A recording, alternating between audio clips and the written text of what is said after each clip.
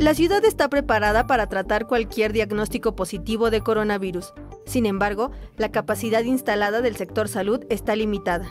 Así lo señala Samuel Ponce de León Rosales, coordinador del Programa Universitario de Investigación en Salud de la Universidad Nacional Autónoma de México.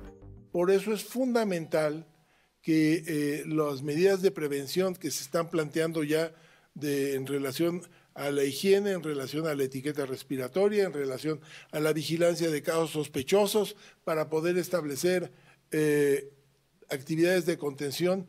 De León Rosales señaló que estas actividades de contención son fundamentales para evitar la transmisión y, si ocurre, se desarrolle de manera paulatina. Ciertamente hay una capacidad limitada de crecimiento en la infraestructura de la capacidad hospitalaria, y esto es cierto para todos los institutos nacionales y en general todos los hospitales del sector salud. Por su parte, Mauricio Rodríguez, académico de la Facultad de Medicina de la UNAM, señaló que la Comisión Universitaria para la Atención de la Emergencia del Coronavirus de la Universidad Nacional Autónoma de México trabaja para delinear recomendaciones y sugerencias en caso de que se presente un caso de coronavirus en el país, en conjunto con las dependencias de salud.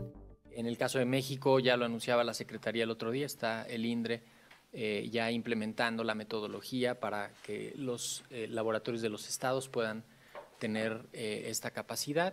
Eso mejora y eso pues amplía la preparación. Se están actualizando los algoritmos de atención, los lineamientos para el trabajo.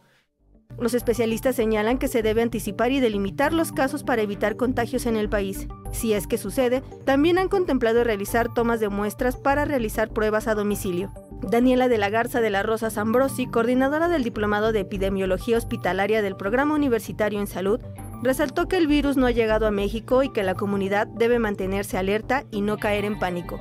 Con imágenes de Manuel Hernández, Mariana Sánchez, 21 Noticias.